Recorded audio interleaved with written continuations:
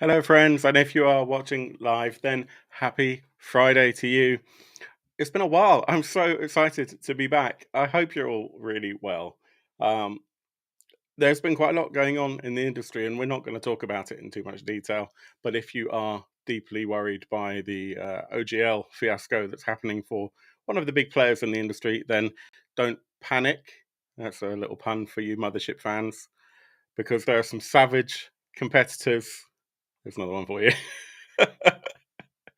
To that behemoth in the industry, and we're going to talk about just a couple of those today. My name's Phil. This is Kickstart Your Weekend. We're going to talk about some of our favorite crowdfunding projects that are available right now on Kickstarter. So if you enjoy the show, please hit like, please subscribe, but more importantly, enjoy. So with Devious Dungeons, Foreboding Forests, and well, I'm not maybe not the coolest cat, but a cat that tries to be cool. My name's Phil, and welcome to the Dark Orb.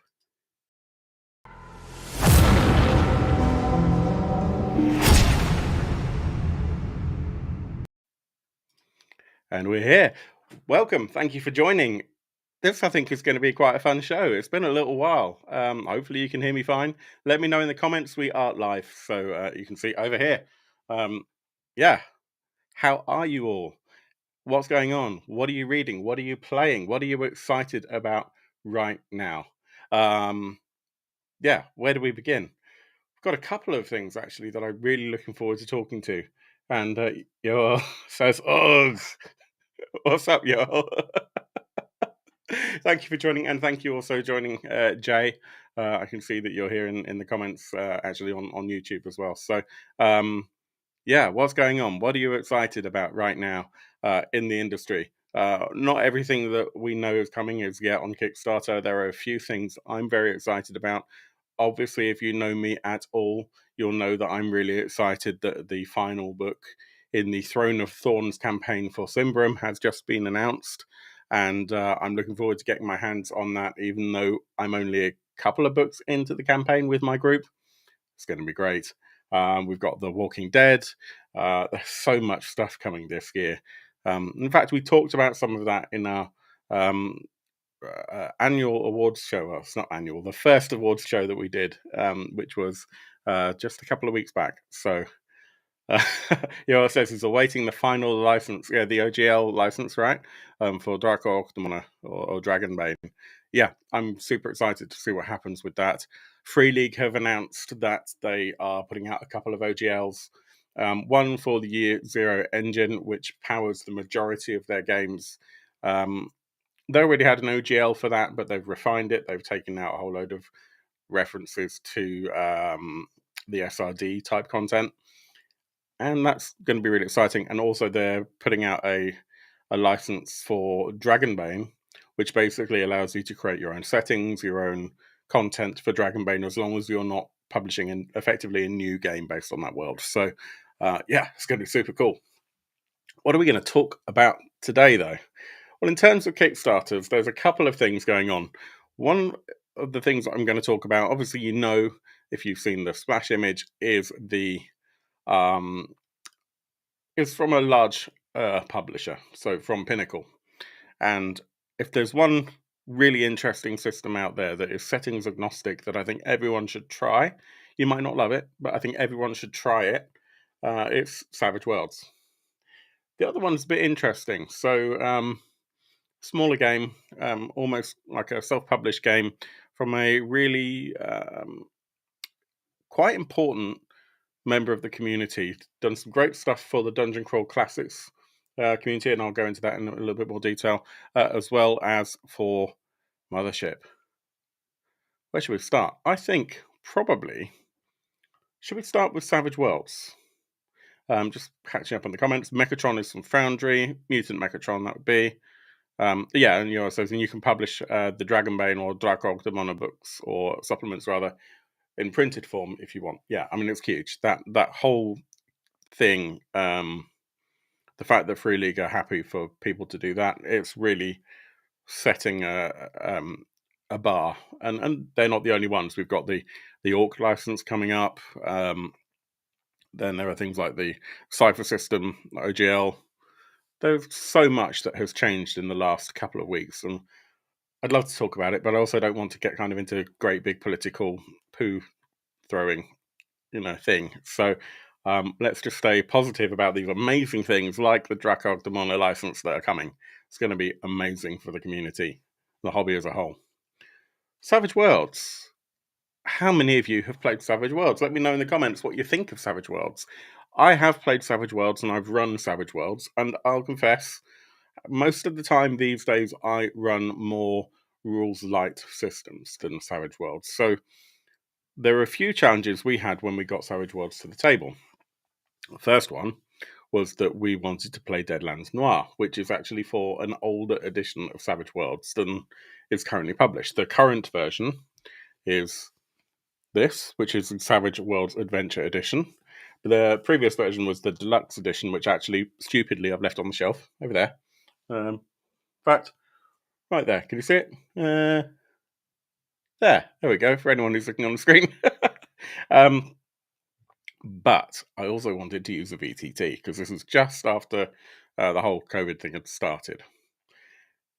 So we tried with Fantasy Grounds, and we tried with Foundry, and yeah, we did try with Foundry as well, but we started with Fantasy Grounds, and they did have a module for Deadlands Noir, but it kind of was not quite right, because we wanted to run in Suede, which is Savage Worlds Adventure Edition, not in Deluxe, because Adventure Edition is just a little bit more streamlined and easy, and we had a few problems with getting it to work.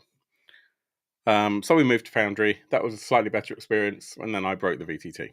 Long story short, we've discovered that if you don't bother to learn the rules for yourself and you try and learn just through using a VTT, you find out that you don't actually know how to run the game, play the game, or anything. So we learned the rules the old-fashioned way, and Deadlands Noir is incredible. And Savage Worlds itself is a really, really nice system. Your initiative is card-based. Your dice rolls are really interesting, because you want to roll and hit a target of 4 after modifications. If you roll 4 or higher, then it's a success. Multiples of 4 stack, so an 8 is a success with a raise, or basically twice as good as your normal success, and so on and so forth in multiples of 4. Fairly straightforward. It can get really crunchy when you've got modifiers or other things happening that can, effectively modify the roll, or if you've got lots of people doing something at once. So there was a level of crunch that I wasn't expecting, but that's fine. We got through it.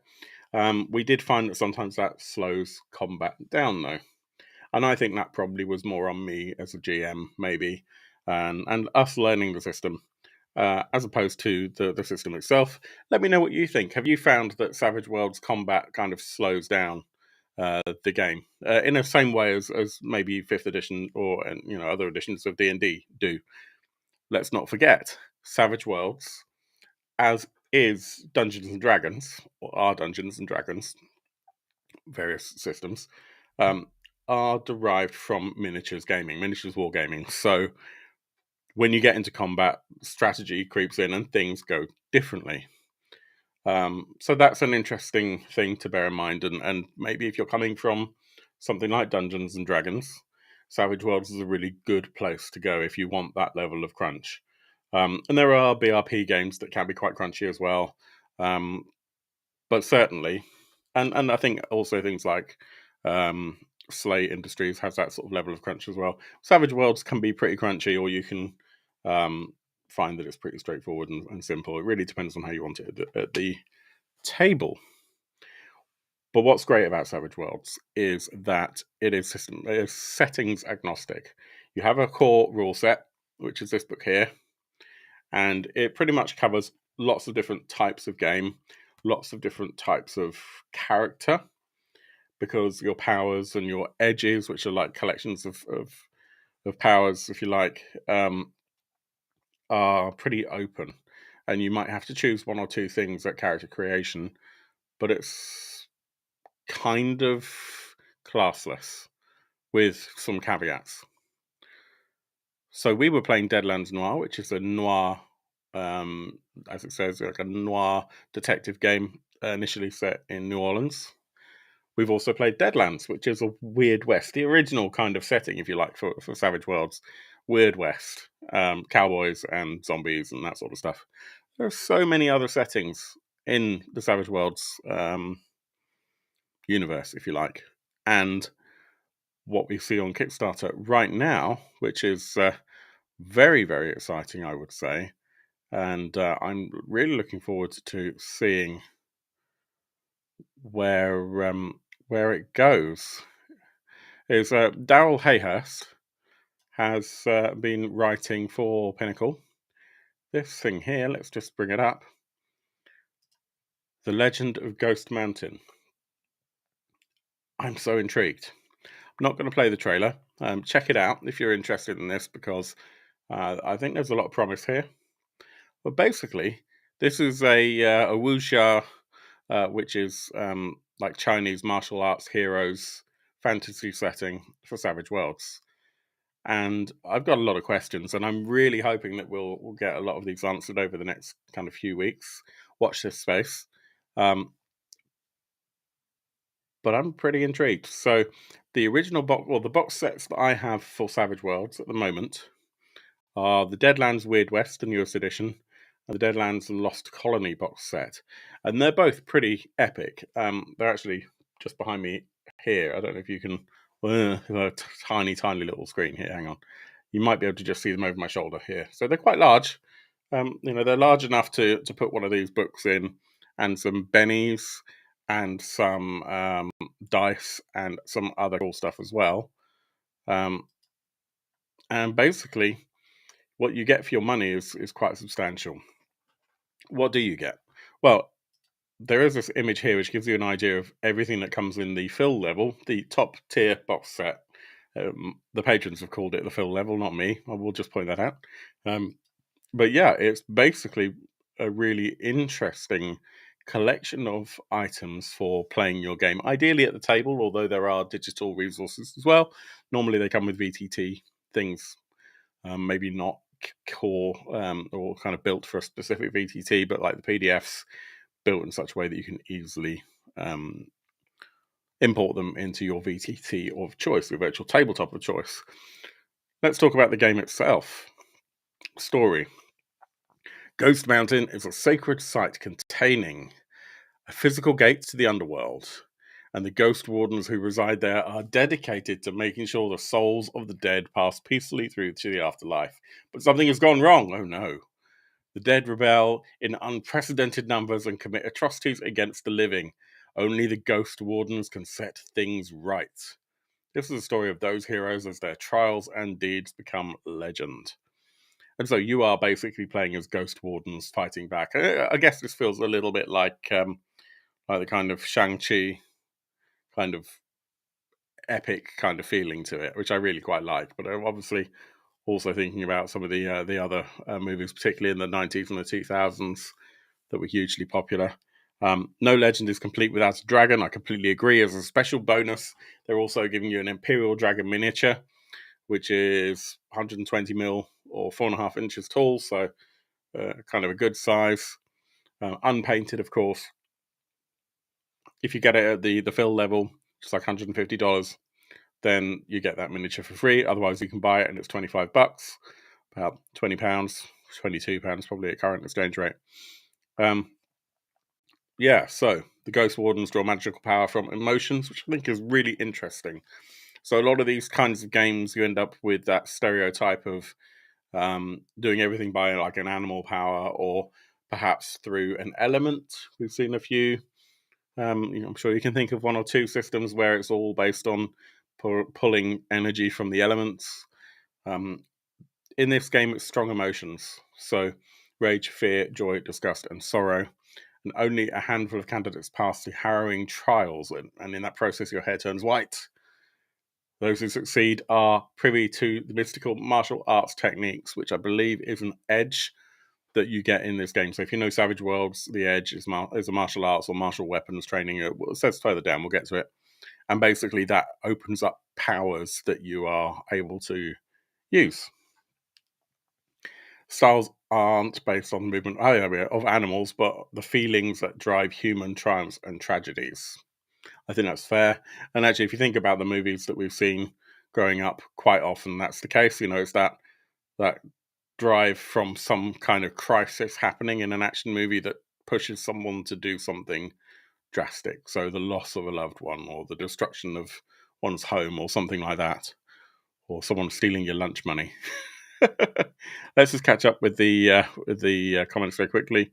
Jay is rereading Call of Cthulhu, plus learned about Righteous Blood, Ruthless Blade. Oh yes, I haven't seen very much about that, but I remember thinking it looked awesome. Righteous Blood, Ruthless Blades. Joel says Crunchy. Well, Crunch isn't my type of RPG. Each to their own. Yeah, I kind of agree with you. It can be fun, but I do enough kind of difficult stuff at work. I don't really want to do that when I get home. Ghostbusters, yes, exactly. Crouching Dragon, Hidden Spooky. Yeah, pretty much. Create your own hero to find your favorite mixture of primal emotions, magic, and weapon styles. So yeah, you can basically, I guess, pick which of those emotions really fuels you, and that becomes your currency, if you like. How you build your, I guess, and I don't know. I haven't read any of the, there's like quick starts or anything, but I would guess maybe this is how you get like your power points. If you know Savage Worlds already, you accrue power points, and that's what you spend to do these fantastic things. Maybe you instead get like emotion points. Let's find out. A plot point campaign. Plot point campaigns are amazing in Savage Worlds. They do require a bit more effort than, say, a Railroad 5th edition campaign, for example, because there's not a lot of detail to them. It's a bit more, how can I put it? You might have a 10 chapter plot point campaign is what they have here, so that's not unusual. And each of those chapters will be linked. So there's a bit of railroading in that there's a story A, and that links to story B to then story C, and you are supposed to kind of effectively kind of push your players into the right direction to fulfill that story. But there's not a lot of detail there. You have to fill out a lot of that yourself, or your players will help, and that's always fun when you take your players to an area and you say, tell me what this place looks like. If it's not written down in the book, then whatever your players say can become fact. And I love that. I love actually getting players to help create the canonical world. And what's really interesting with the plot point campaign as well is that because there is not too much detail, they have this thing called Savage Tales in Savage Worlds as well, which is like a one-pager adventure. So your plot point might have 20 pages of adventure, and each mini adventure is each chapter might be a couple of pages with a map and some baddies, and there'll be a plot running through.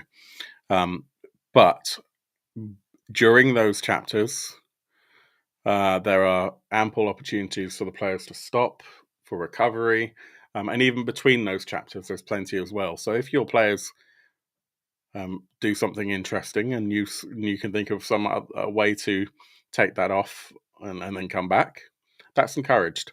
And in fact, there are these things called Savage Tales. It took me a second to remember that. There are things called Savage Tales, which are really basically, let me just do this whilst I'm talking. They're really like one-pager or half-pager stories, which could take maybe 1 or 2 sessions to deal with. And basically, when you've kind of finished that little bit of story, you can just pick up the campaign that you had before, which is really fun. We did that for Deadlands Noir. It was great. I think that also happened when we played Deadlands Weird West, although I didn't run that campaign. So that neither of those games, unfortunately, were streamed. But it's a lot of fun, and I really like the way that they build those out and give you so much freedom. So the fact that there is a full plot point campaign here is really good. That will probably be in the back of the book. Might be something separate. We'll find out, I guess, as we scroll down. So big stories, but leaving room for individual adventures, savage tales, or your own custom creations between the major beats. Players must make world-changing decisions and lead the battle against a literal army of the rebellious dead. And this is something that I'm really intrigued by. We'll come back to the detail of it, but it looks like there are some big, kind of almost pitch battles, and I'll show you why I think that in a minute. In Face the Inevitable, which I guess is the name of the campaign, the Ghost Wardens are tasked with finding a magical mirror. Some say will reveal why wailing ghosts and savage demons suddenly ravage the land. Up to the heroes to investigate those horrific incursions, battling bandits, monsters, and strange forces along the way. Eventually, they're thrust into a far more savage world of imperial politics. I love politics in gaming. I know a lot of people hate it. And must either earn the Emperor's support or replace him. The action culminates in a trip to the Netherworld itself, where the Ghost Wardens must face their most terrifying foes yet to save the Empire. How awesome is that?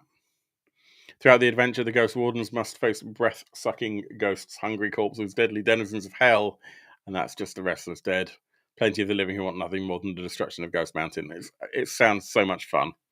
And as I said, when we played Deadlands Noir, it was kind of a bit slow in places, which I loved.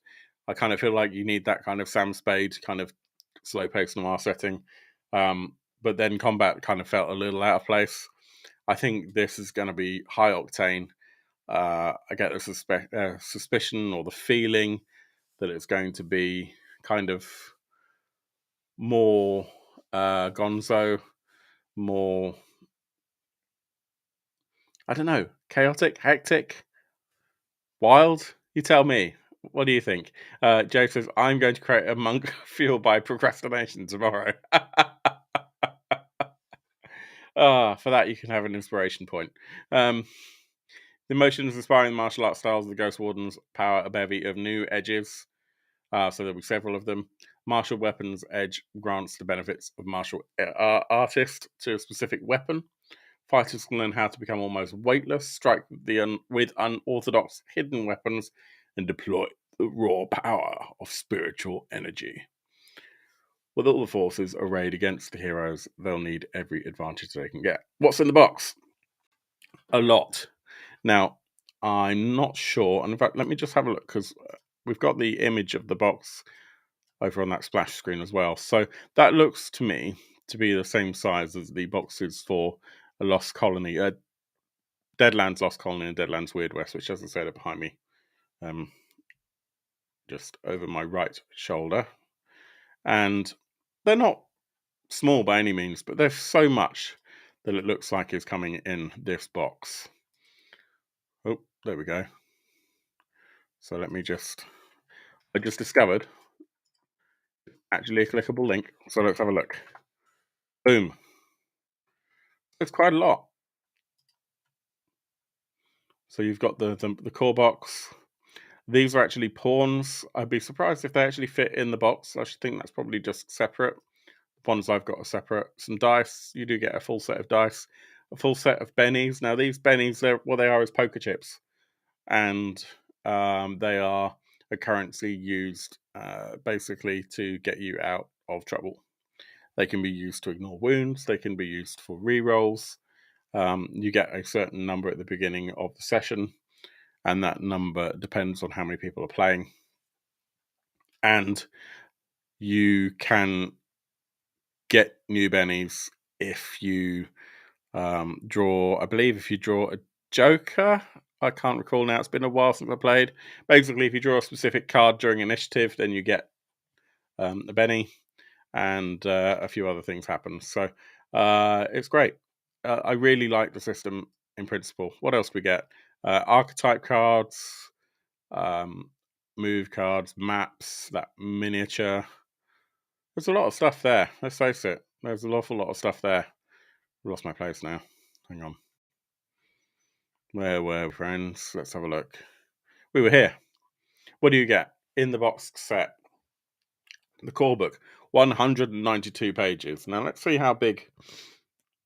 Okay, so for reference, the Savage Worlds book here, and this is the size that they tend to be, by the way. It's kind of digest size, which Feels a bit like a con when you first get the book, but actually it's really nice to have a book that doesn't break your wrist when you try and pick it up. Looking at you, Weird Frontiers, I love you, but you're just huge. Or any of the Genesis books, which are actually still not that many pages, but somehow feel like they're going to break your wrist the moment, or break your floor when you pick them up. Let's face it. So this is 200 pages. That's what you can expect. So it's about that. What else do we have? Goes toward archetypes. Archetype cards. So archetypes are a little bit like your classes, but not quite. It's less restrictive than classes in D&D, let's put it that way. The Legend of Ghost Mountain pawns, so that's basically your standees, so your characters you can put on your map or whatnot. 2 double-sided fold-out poster maps, a huge map of the Central Empire, a 3-panel GM screen, an action deck, Savage Worlds dice, and a full set of bennies. Bennies are great. It saddens me that they're plastic now, as the Deadlands Noir ones I have are clay, like poker chips, basically. That's what they are. They're poker chips. The newer ones are all plastic with like a metal core, I guess, to give them some weight. But yeah, bennies are awesome. Let's have a look at the chat. What have I missed?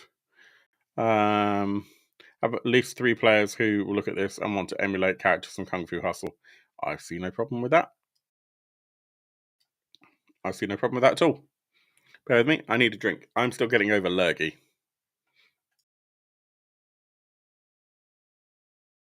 And I'm back. I like it. I think this is going to be fun. The GM panels, by the way, that they include tend to be quite small as well. Which, again, when I first started GMing this game, I was kind of disappointed. But GMing Savage Worlds. But actually, most of the time now, I don't use the GM screen. I actually kind of feel like it shuts you off from the players and makes it feel more like a me versus them, me versus you, adversarial space at the table. I don't know what you think. Let me know if you agree as a GM or as a player, whether it feels like it's almost like a segregation, and that kind of doesn't sit very well with me. And I think actually what works a lot better is to have no GM screen, or to have a GM screen but put it down to the side if possible, if it's got things on the back that you need. So if it's actually a GM screen that has loads of useful tables or rules that you think you're going to forget, like if it's a rules light game and you're not using rules most of the time, and then someone asks you how to do something and there is a rule for that, you might want to reference it. And sometimes it's nice to just look on the back of a GM screen than either hand wave it or look it up in the book. Excuse me. And so yeah, a small GM screen that you can have in front of you without it feeling like it's segregating the table, that's a win from me. What else do we have? Okay, let's go through the pledge levels. So $20, you get the PDF for the core book and the archetype dossiers. $40, you get the book in print and the archetype dossiers in print and the PDFs. $50, you get a bit more. You also get the map pack number 1, map pack number 2, the figure flats, which is your what do they call it? The tokens, effectively, the pawns, but not quite. Because it's a PDF, so they call it figure flats instead of pawns. That's why. And the poster map. Now, I will say, the map packs are kind of nice because if any of you have ever bought a map from Paizo, you'll know that they are quite solid, and they're on that plastic, they're laminated so you can use dry wipes on them. A lot of companies don't do that, but Savage Worlds Pinnacle are a company that does that, and it's really nice. So they're quite large maps. They're folded, which is a pain because you do have the crease down them, but they do tend to be kind of dry wipeable, which is awesome. And you can usually reuse them for other things. So you can see here they're pretty. In fact, it looks like that's an image as well. So risk of losing my place again. You can kind of see here, pretty generic, right? So as you see how you could reuse those for other things, particularly the terrain map, but also even like the temple.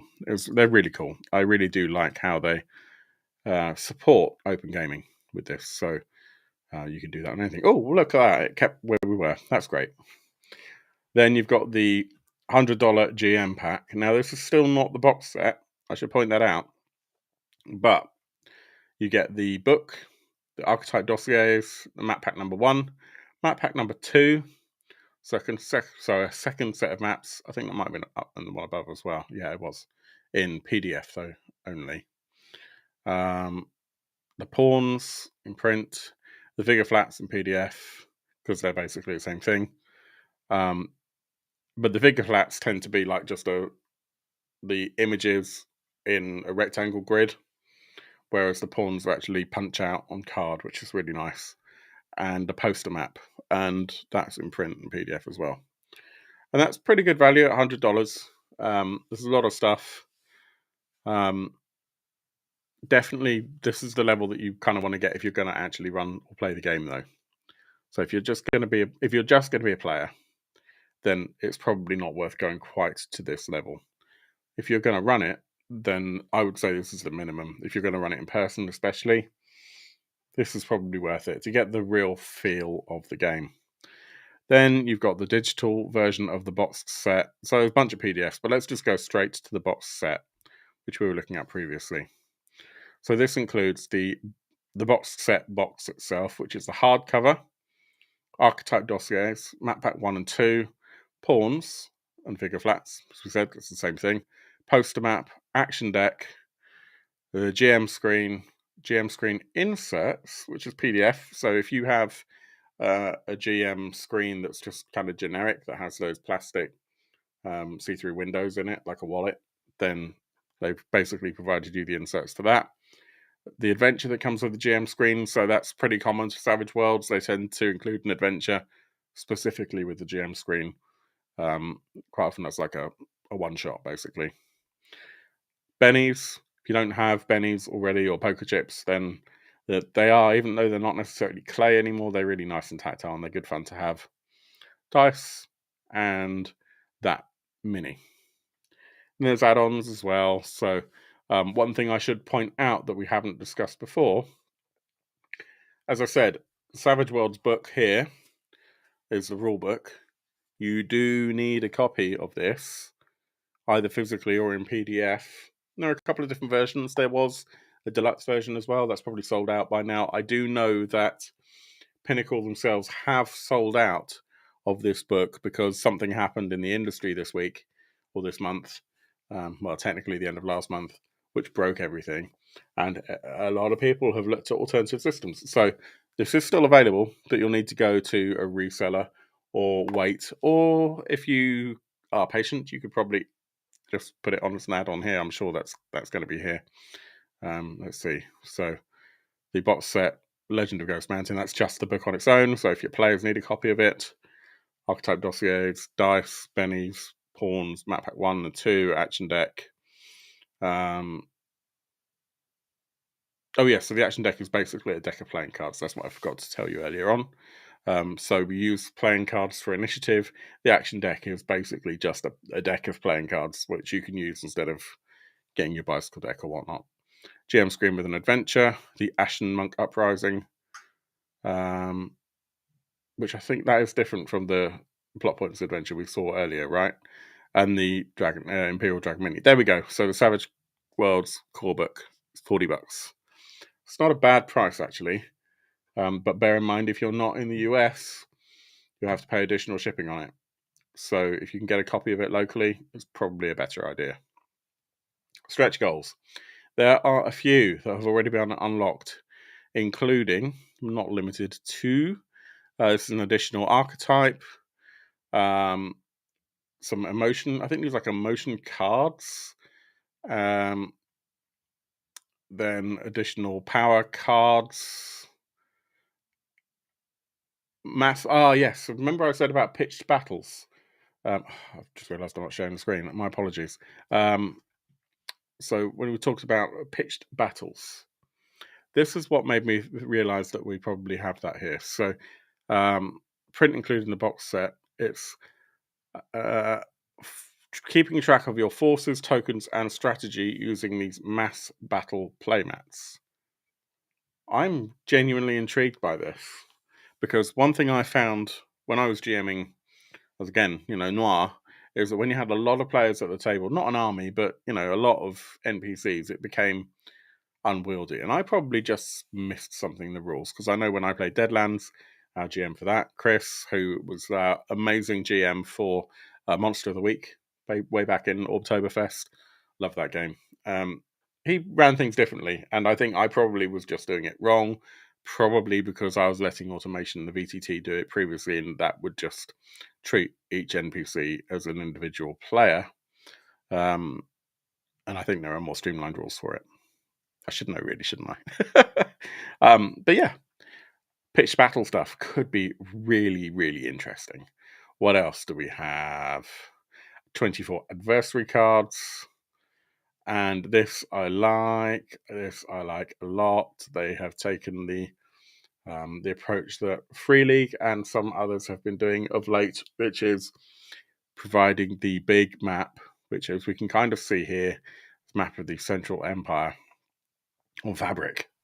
And it's replacing the paper poster map that's included in the box set. So I don't know if that would mean that every copy of the box set would have a fabric map in it, which would be cool, but expensive, or if this is a Kickstarter only thing. I'd love to find out. It's certainly something I would ask the creator if we were to ever have a kind of one-to-one. We shall see. Watch this space. And then metal coins as well. So like initiative trackers, not initiative trackers, but like, they've put conviction or emotion tokens, but you can also use it for, if there's something else that's happened that you want to keep track of other than by giving a Benny. Stuff. It's so cool. I love metal coins. Just anything that's going to give you some extra tactility at the table, I think, is really good. Note from the author. This is actually quite a nice read. I'm not going to attempt an accent. When Shane approached me with the basic ideas for the game, I was incredibly excited. I love wuxia in all forms. This was something a little different and very distinct, with the Whitehead, Ghost Wardens, rebellious armies of the dead, and a twist of basing the combat styles on emotions rather than animal movements for better role-playing opportunities. I felt like I was invited into the establishing moments of something as grand as 50 Fathoms. And this is really cool. I'm not going to read this all out, actually, but basically the evolution and how they ended up adding more and more pages and went from something kind of small, like a little add-on, like almost like a pamphlet, to a full game. I think this is really smart, and I think it's going to be a lot of fun. And I would love to know what you all think. Have you played Savage Worlds before? Do you like the look of it? Please hit like down below if you do. Or if you're just enjoying the show, please. What about other games that have a similar genre? So you've got things like Legend of the Five Rings. There are several others that have just completely flown out of my mind all at once. But there are quite a few. Certainly recently. How do you feel this competes? It's has some similarities to some of those games. But of course, being Savage Worlds, it's really handy. So particularly for those who are coming from another system, say Pathfinder or 5e or any other system that that you're kind of accustomed to, there is perhaps a lower cognitive barrier of entry. It's easier to think about learning one new system, that being Savage Worlds Adventure Edition, that is supported by multiple settings, than it is to maybe say, there are 30 different games and they all have different systems. So it's basically what I've got back behind me. Most of these games have got different systems. And it's maybe slightly easier because I've never been tied down to one specific system. But it's still hard work. And it's still a little daunting when you know that everything you've learned, you have to file away. Not discard, but file away or put on hold. And I still struggle with things like Powered by the Apocalypse, particularly running it, because it is so light and so unrestricted that for someone like me who can be a little bit of a rules lawyer, I have to really throw that out the window. So Savage Worlds is much more simple, or rather much more straightforward in that regard. There are quite a lot of rules for quite a lot of different things. There are extended rules for combat, for injuries, for driving, for, there's lots there. And you can use as many or as few of those rules as you like. So basically, if you're coming from a specific system and you want to learn something different, and you would like to be able to play lots of different types of games in that one system, I think Savage Worlds is a good way to go. And we will deep dive, I think, a little bit more into Savage Worlds in the future. Yeah, I think that feels like a good place to stop and take a little bit of a breather and think about what else is happening. So Jay says, I'd have to look further into it before comparing it to anything else I've already read for the setting, right? Yeah, it would be interesting to get a bit more detail about it. I'm certainly curious to know a little bit more of the influences, I think, as well as where the story would go. And yeah, Savage Worlds is a really interesting system because it's settings agnostic. It can sometimes feel quite unnatural in the way that some of those settings actually are portrayed, and that's the challenge we had with Noir. But it's a means to an end, and you can use as much or as little of those rules as you like. And I think maybe we used too many of them. Next game, right? So there is the house in New York. No, there was a product that came out not too long ago in a kind of beta form, and it was a game about space horror. It was pretty popular. Some might say it changed the industry in some minor ways and paved the way to other similar punky games. There were quite a few adventures that were created for that game, which of course was Mothership. One of those was Dead Planet, which was also published by Tuesday Night Games, as was Mothership. Another was A Pound of Flesh. Both of those were written or co-written by one person, Donn Stroud. Donn actually was the lead writer for Dead Planet and the co-writer and developer for A Pound of Flesh. That's not where I first heard of Donn, however. As some of you know, the one of the games that I've played quite a lot of is Dungeon Crawl Classics. And in fact, we had an actual play of that most recently just before Christmas. And you can see that on our YouTube channel.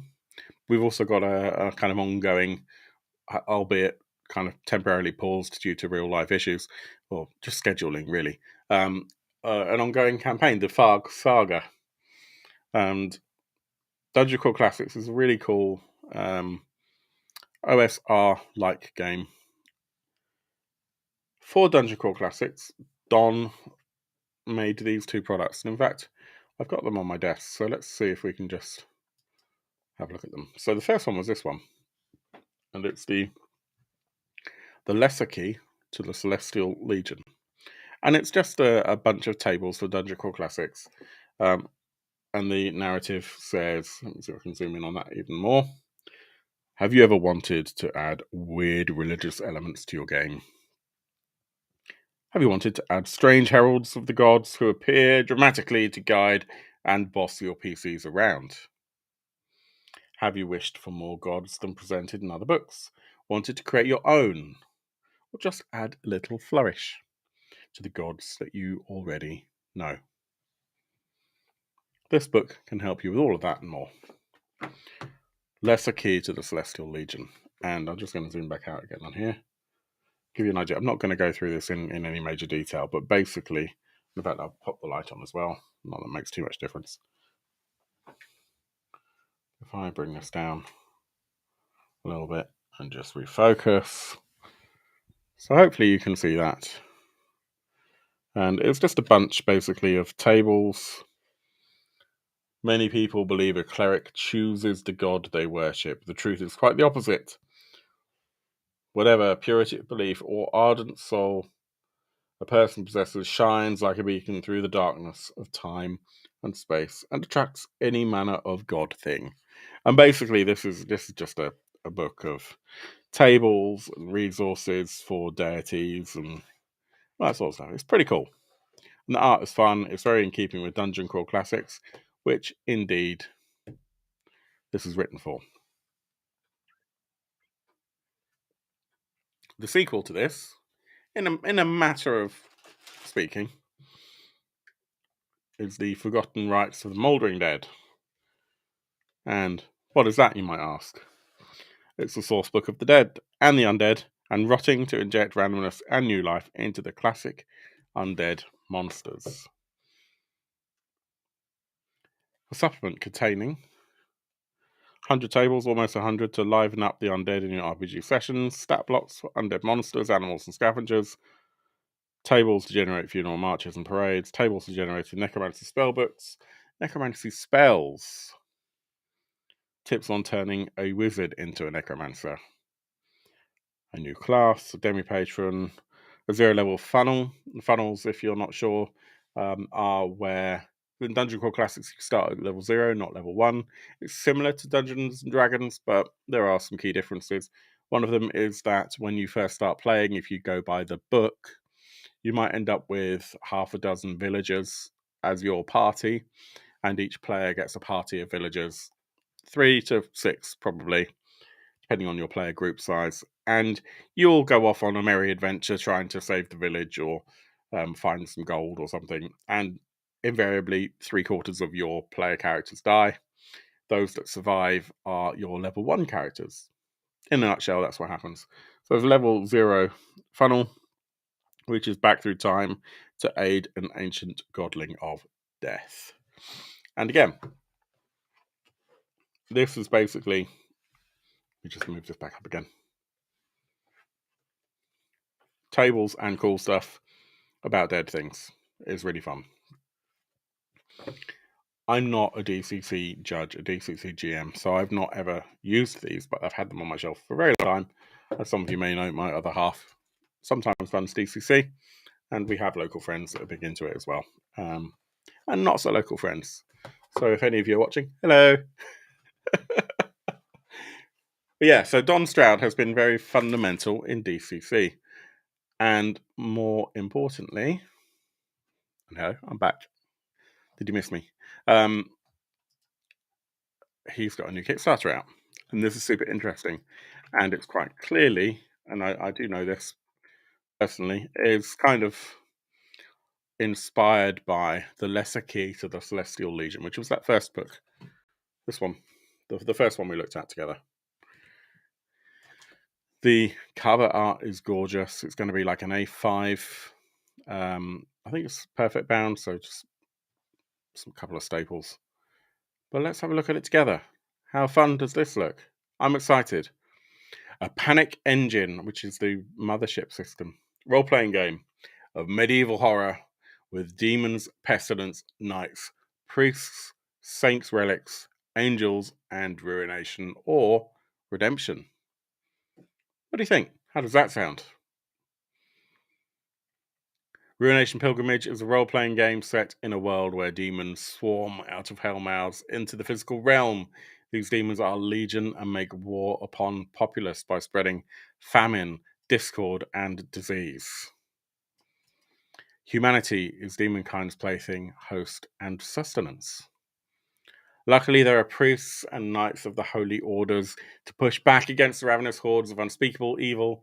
These clergy and holy warriors are supported by mercenaries, scholars, merchants, and commoners to help in this eternal struggle. Angels can be summoned. New prayers inscribed, sacred relics from long dead saints can help to turn the tide. Consecrated weapons upgraded with prayer ribbons, sacred runes, and embedded relics are the only thing that can actually hurt demons. What do you think so far? If you haven't noted this already and you're seeing this for the first time, what are your thoughts? I'm really intrigued. I think, well, this first of all, this reminds me a little bit of the. It was evocative of the things that I love about the game Cult. Personally, I'm not a particularly religious person, but there's some religious overtones in my upbringing. I think most of us have had that. And so there is an element of intrigue. Maybe it's taboo, I'm not sure, about the kind of the holier side of things, and certainly that very kind of the Catholic side of dogma, if you like. And so the idea of the angels and the priests and the knights, there's something very romantic about that in a strange sort of way for me. Are there rabbits? They're pretty vicious. Yeah, that's no wee bunny. Let's have a look. Consecrated Longsword by Francesco Accordi. How does it play? The Ruination pilgrimage system is based on the mechanics of Mothership, using percentile D100 for tests and saves running on the Panic engine. Setting is medieval, that's a surprise, in a place similar to historical Earth, but with lots of horrific situations like disease, demons, and debauchery. So again, that for me, I like darker games. This is kind of intriguing. Although the one game of Cult that we played on the stream was very much kind of pseudo contemporary. Actually, again, it was very much a noir game. That was last year. God, year before, I guess now. We played Gallery of Souls, and that was really fun. And that was set in a kind of noir time period, but still pretty contemporary. However, obviously, with it being Cult, there are still these religious things going on, and this reminds me of that very much, which I appreciate. Since it uses the Panic engine, the only dice needed, which is great, is 2 10-sided dice and 1 20-sided die. Often a 5-sided die is called for, but that's easy enough to generate using a D10 and dividing the result by 2. Or you could just use a D5. If you're playing Dungeon Crawl Classics, you'll have one around. Just saying. How does it look? Digest sized 5x5 by 8.5 inches. Stapled soft cover booklets printed in colour. Illustrations in the rulebook will be similar to the cover art and usually have 1 or 2 accent colours. So a reminder here. That's the cover art right there. And yeah, I think it's quite interesting. It'll probably look a lot like this. But this is the most important thing for me. So it's all well and good having a really intriguing, lightweight role-playing game. Great. I've got probably 50 games that are just like that, just a booklet, effectively Zine Quest type stuff, with maybe a short scenario in them. And the reality is, once I've gotten past that scenario, I'd like to say I'm too busy to write stuff, and that's sometimes true. More likely, I get distracted and I move on. If it's not right there, I've got so many things I want to play. Our friends over on the Effect podcast, Dave from the Effect podcast, if you ever watch this, then hi Dave, once made the morbid decision to work out how many role-playing games one might have left in one's lifetime based on their age and how frequently they already play. It's depressing. Don't do it, particularly if you're over 40.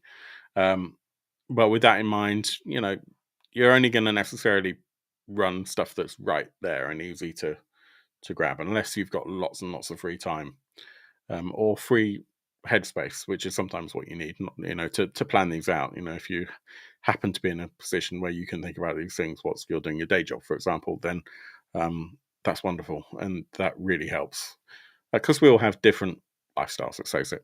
For me, I tend to stick to stuff that's already written. So I was very excited to learn that there's going to be adventures. An adventures book is being produced in tandem with the rule book, Past collaborators, good friends, and some newer people who've inspired me with their own material to write adventures. They're from one pages and longer and provide some good, solid gaming content. And there's some great names here. Nick Barron. These are all good names, by the way, but I'm going to pick out the ones that are really obvious. The people like Sean McCoy, Alan Gerding, and Diogo Nogueira. Yeah, wonderful names, and they'll be really great adventures. I genuinely believe it. And along with the adventures book, I plan on converting some of my previously published books and writing more adventures for Ruination Pilgrimage. So I can imagine that Lesser Key to the Celestial Legion, which I believe from talking to Donn earlier on, actually, is kind of an inspiration for this. Will probably get converted, speculating. Implementing a third-party publisher agreement, very important. Stretch goals, swag. We want swag, patches and stickers, bookmarks, yes. And more adventures. So here, let's have a look at what Donn's done before. So the Lesser Key to the Celestial Legion and Forgotten Rites of Mouldering Dead. Those are the two books that I showed you earlier. Drink, Spin, Run. I don't know that. It's an RPG talk show podcast. I'm all in favour of advertising other people's work, so I don't know that one. We should probably all check it out, right? Also, the lead writer of Mothership Dead Planet and Pound of Flesh, co-writer and developer, author of Horrid Echoes of the Blue Blade and The Doom of Hezle Kalimon, The Transistor for Mythard. I don't know those. And author of The Isle of the Plangent Mage for Old School Adventures by Necrotic Gnome. Anything Necrotic Gnome does is amazing. Just catching up with comments. Yoel says, when we retire, we have all the time in the world. No, I'm going to be an old, grumpy RPG man.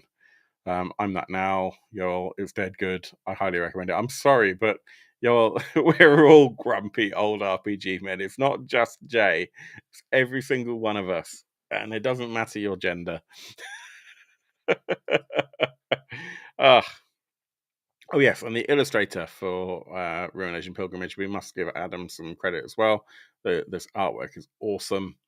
Artist in residence at the Stone Quarry, design world building, experimental design, co-founder of Welcome to Flowerdale, and founding member of Drone Ensemble Gygax. And these illustrations are quite splendid. I think this is really fun. Let's look at the pledges. So, for $1, you can follow along. Excuse me. For $10, you get a PDF. $18, you get a physical copy, which is about £15. $22, you get the PDF of both the core book and the adventures.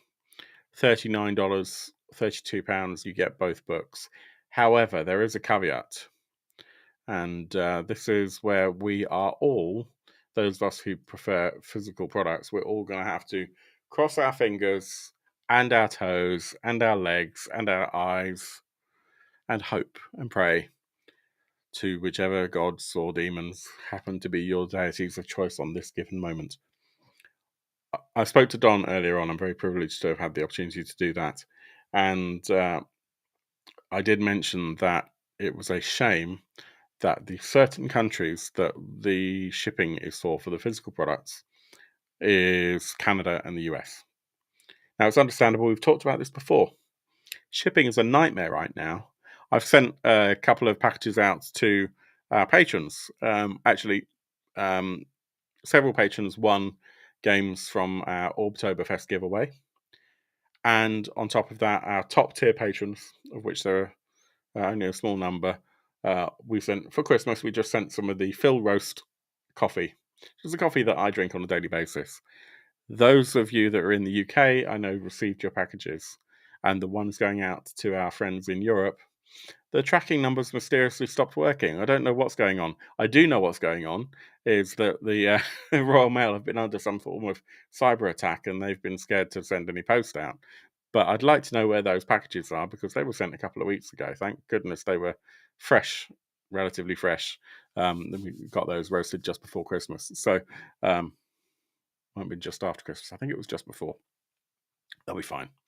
But it would be nice if they actually get delivered. And that's just in terms of the reliability of the postal service. Let's not even talk about the cost of shipping. And from the US to the UK, this mysterious agreement that we're supposed to have with the US has never materialized. And as a result, it's just a nightmare. So I get it. Shipping to the UK or any other country actually that's not the US or Canada is just so unpredictable. But I believe Donn is speaking to a few trusted suppliers to see whether or not it's possible to actually get the original prints shipped out. Otherwise, I believe these might come to print on demand. Now, I've spent years saying how much I hate print on demand, but do you know what? I'd have it over and above not having the product in print form, because there are games like this that you just want to physically hold, and it's not a big product. It'll line up with your Zine Quest products on the shelf quite happily. And yeah, if you've got space as a premium, PDF, perfect. If you don't want to kill trees, PDF, go for it. That's great. But if actually you are like me and you like a more tactile experience at the table, then print is the way to go. Even if it happens to be print on demand, fine. But I'd rather actually pay for the printed product. Generally speaking, something that's offset printed or printed out of digital printers, other than print on demand, they just tend to be of slightly nicer quality, really. But yeah, we'll see what happens. What do you think of this product? Ruination Pilgrimage by Donn Stroud. I think it's pretty cool. I'm fairly excited about it. I will most likely back it. Not sure what level yet. We'll see what happens with the shipping. Let us know in the comments if you're not watching live. If you are watching live, let me know now. That's pretty much it, I think. So we spoke about Legend of Ghost Mountain. I think that's going to be really fun. I really do.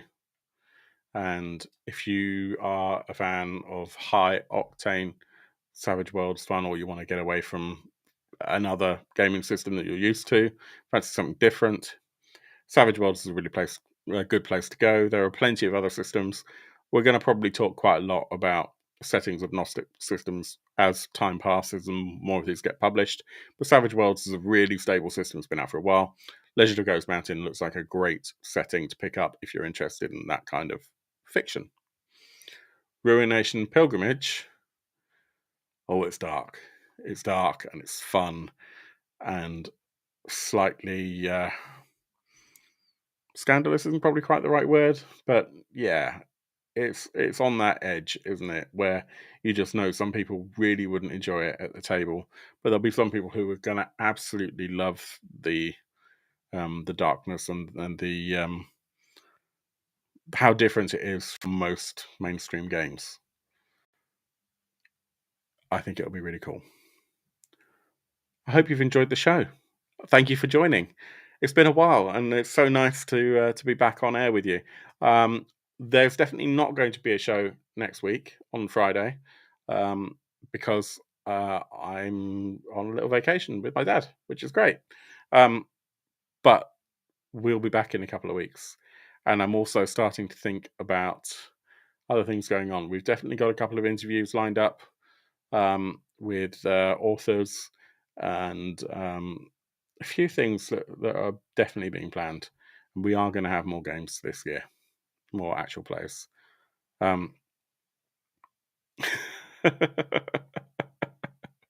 Just reading the comments. Sorry, you can see them all over there.